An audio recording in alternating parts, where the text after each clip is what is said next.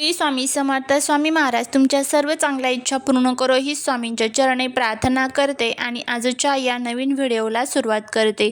आज आपण महाशिवरात्री 2026 बद्दल एक अतिशय विस्तृत आणि अर्थपूर्ण व्हिडिओ पाहणार आहोत. या व्हिडिओमध्ये आपण जाणून घेणार आहोत महाशिवरात्री कधी आहे, महाशिवरात्रीचे धार्मिकता आणि त्याचबरोबर आध्यात्मिक महत्त्व. महाशिवरात्रीच्या दिवशी सर्व महिलांनी पाळायचे आवर्जून 30 नियम, पूजा, व्रत, जप आणि रात्र जागरण यांचा योग्य मार्गदर्शक. तर चला आजच्या या व्हिडिओला सुरुवात करूया. त्याचबरोबर जर तुम्हाला हा व्हिडिओ आवडला तर चॅनलला लाईक, शेअर, सबस्क्राईब करून कमेंटमध्ये ओम नमः शिवाय लिहायला विसरू नका, जेणेकरून भोलेनाथांची तुमच्या कुटुंबावर, मुलांवर अगदी भरभरून अशी कृपा होईल. 2026 मध्ये महाशिवरात्री ही रविवार 15 फेब्रुवारी 2026 रोजी सायंकाळपासून सुरू होऊन पुढच्या दिवशी 16 फेब्रुवारीपर्यंत आहे. हिंदू पंचांगानुसार ही फाल्गुन मासाच्या कृष्ण पक्षातील चतुर्दशी तिथीवर येणारी रात्र आहे, जी पूर्ण निशिता काळात झपाट्याने महत्त्वाची बनते. महाशिवरात्री म्हणजे शब्दच महान शिवरात्री. हा दिवस भगवान शिवाच्या उपासनेचा सर्वोत्तम, पवित्र आणि अत्यंत प्रभावी काळ आहे. हा दिवस शिव आणि पार्वतीच्या दिव्य विवाहाचा प्रतीक मानला जातो. रात्रभर जागरण करून शिवनाम जपण्याचा अवसर आहे. रात्र अचूक व्रत, ध्यान, अभिषेक आणि ध्यानासाठी सर्वोत्तम काळ मानला जातो. या रात्री शिवार्चना आणि उपासनेमुळे भक्तांना मानसिक शुद्धता, आध्यात्मिक उन्नती, मनोकामना पूर्ण होणे, जीवनात सकारात्मक ऊर्जा आणि आंतरिक शांती मिळते. महाशिवरात्री हे व्रत फक्त केवळ उपवास नाही, हे जीवनात अहंकार, मोह, दोष, अज्ञान याचा नाश करून आत्मजागरण व आध्यात्मिक उन्नती साधण्याची एक संधी आहे. शिव आणि शक्तीची एकत्र या दिवशी उपासना केली जाते. त्याचबरोबर मोक्षप्राप्तीसाठी या दिवशी रात्री ध्यान, जप आणि समाधी साधल्यास मनाची स्थिरता आणि मोक्ष मार्गावर प्रगती होते. मनशांती, वैवाहिक सुख, साध्य, त्याचबरोबर स्वास्थ्य, बुद्धी, समृद्धी यासाठी शिवतांडव आणि शिवनामाचा जप केला जातो. रात्रभर सतत शिवनामाचा जप केल्याने अहंकार, मोह, लालसा यांचा विनाश होतो असं देखील म्हणण्यात येतं. महाशिवरात्री दरम्यान बहुतेक भक्त दिवसभर उपवास ठेवतात, रात्रभर जागरण करतात, शिवलिंगाचे अभिषेक करतात, भजन, कीर्तन, मंत्र जप करतात. या दिवशी आपल्याला व्रताच्या सकाळी स्वच्छ स्नान करायचं आहे, स्वच्छ कपडे परिधान करायचे आहे, घरात किंवा मंदिरात पूजास्थळ स्वच्छ करून गंध, धूप, दीप, अगरबत्ती, फुले घ्यायची आहे. शिवलिंगावरती जल, दूध, दही, घी, शहद, शक्कर, बेलपत्र, धतुरे दिले जातात, ते अर्पण करायचं आहे. ओम नमः शिवाय या मंत्राचा जप करायचा आहे. रात्रभर जागरण करून शिवभक्त भजन, कीर्तन या दिवशी करतात.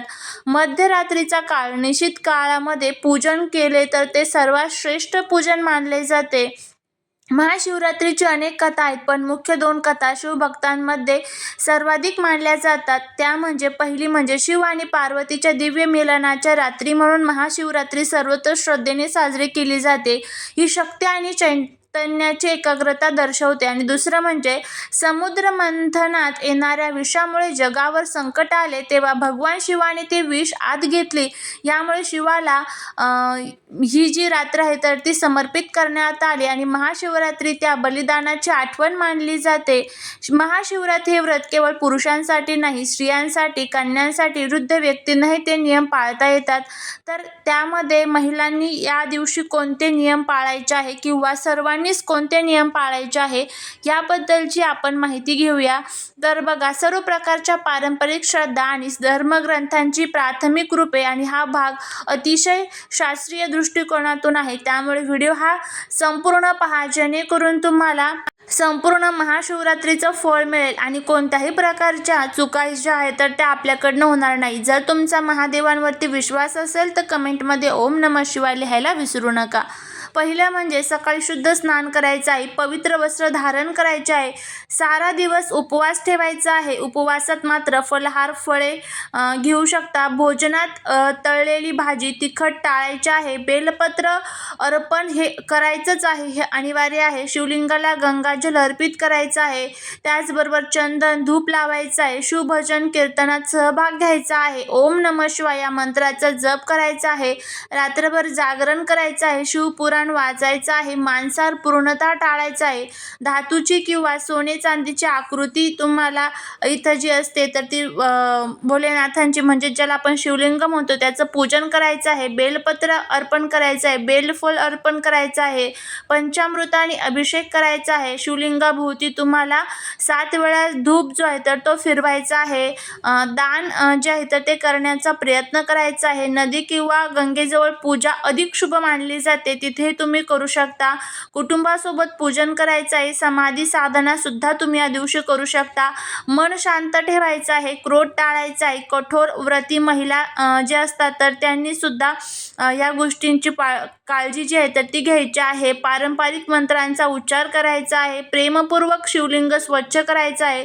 रात्रभर तुम्हाला भोलेनाथांची पूजा करायची आहे. मंत्र जपासाठी माळा वापरायच्या आहे आणि अत्यंत पवित्र साधना या दिवशी आपलं मन शुद्ध करत असते. संध्याकाळी पारण पूर्ण करायचं आहे आणि दुसऱ्या दिवशी तुम्हाला हा उपवास जो आहे तर तो सोडायचा आहे. सर्वात महत्त्वाचं म्हणजे आता कोणकोणते महत्त्वाचे नियम पाळायचे आहे तर त्यामध्ये या दिवशी महिलांनी घरामध्ये ब्रह्मचर्याचं पालन जे आहे तर ते आवर्जून करायचं आहे. महाशिवरात्रीला आपल्याला एकभुक्त राहायचं आहे. त्यानंतर महाशिवरात्रीच्या दिवशी तुम्हाला ज्या महिलांना मासिक पाळीचा पहिला, दुसरा, तिसरा, चौथा दिवस असेल अशा महिलांनी चुकूनही महादेवांचं पूजन करायचं नाही आहे. तर तुम्हाला फक्त महादेवांचं मनातल्या मनात स्मरण करायचं आहे.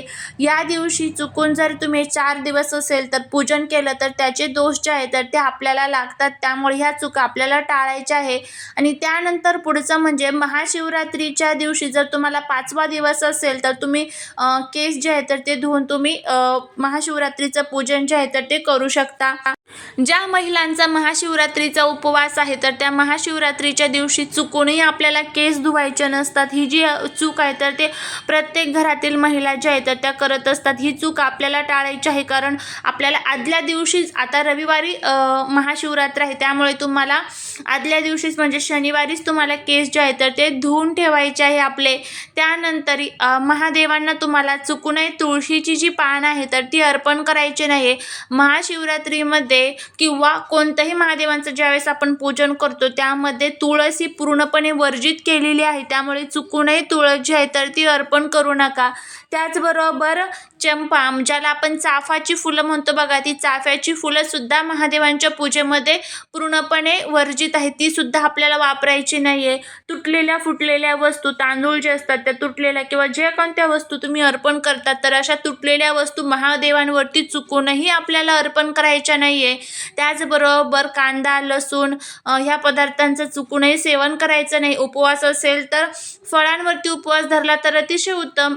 पण जर तुम्ही खिचडी वगैरे खाणार असाल तर त्यामध्ये भगर जी आहे तर ती पूर्णपणे वर्ज्य करायची आहे. भगर ही महाशिवरात्रीच्या उपवासाला अजिबात चालत नाही.